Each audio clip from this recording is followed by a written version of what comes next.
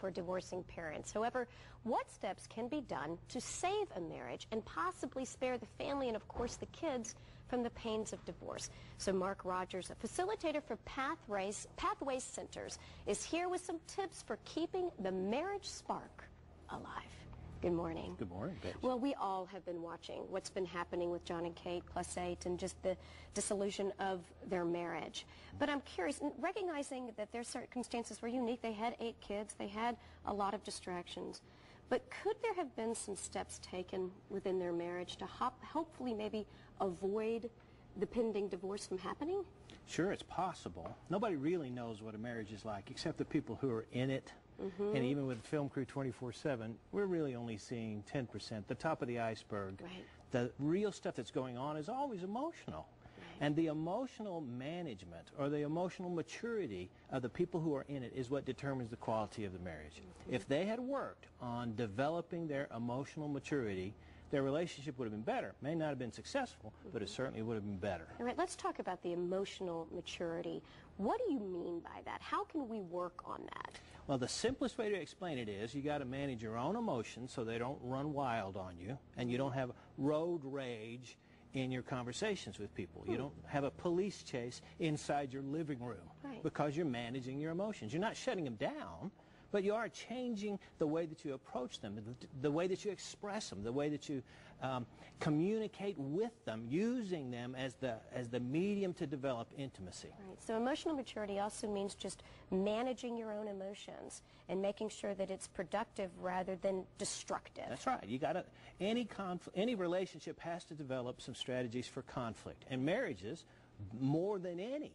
Because you're always rubbing up against each other. You can't get away from each other. That's true. You're so there. You've got to develop some positive ways for managing conflict.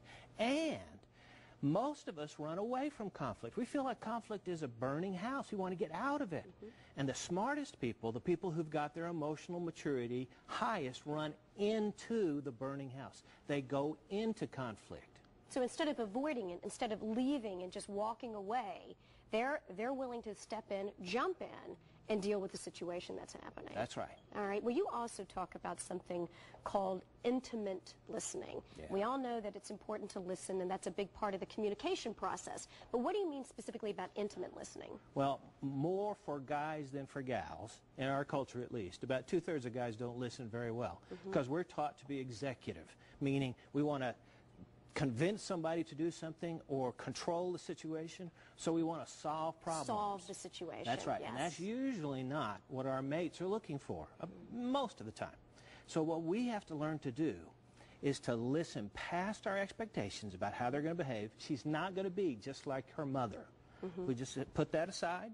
We have to listen past our own personality stuff, like here's how I would solve that problem. We put that aside, and then we listen past her expression. If she's a really loud person, or if she's really soft, if she's outgoing, if she's withdrawn, listen past that. What we've got to listen for is the experience she's having on the inside. So it's not her style that we may be focusing on that may irritate us. And it's not even the issue. It's really what it is that she's saying. What is it that she's trying to communicate that you need to pay attention to and not be preoccupied with her delivery? And not with the issue. Because guys want to solve the problem. We want to tell you how you can have a different feeling. That's not what most mates want. They want to be heard at a really deep level. So if I want to connect with her heart, if I really want to develop an intimate relationship, I have to know exactly what it feels like inside her skin. And the way I do that, it's really simple. Difficult to do, but simple. I say back to her, what I think you must be feeling is. And then I keep tweaking that language, keep trying to find paraphrasing of what I've heard her say so that she really knows I've been listening for her heart. Yeah, so reflective listening doesn't necessarily mean that you agree with her, but you're at least communicating that she's being heard. That's right. You got 2 ears and one mouth. And so you should listen, first of all, guys, listen to hear her heart. And then, after she says, yes, you've got it. You got it just exactly right. You understand me. Then you shut up Yeah. You don't say anything else. You listen with the next ear for the invitation to solve the problem. Great. When she invites you, then you come in with your problem speak. solving. Well, this is but all not great. Till then. I wish we had an hour and a half to talk about this because this is wonderful information, something that all of us who are in marriages need to pay attention to. Thank you so much You're for welcome. being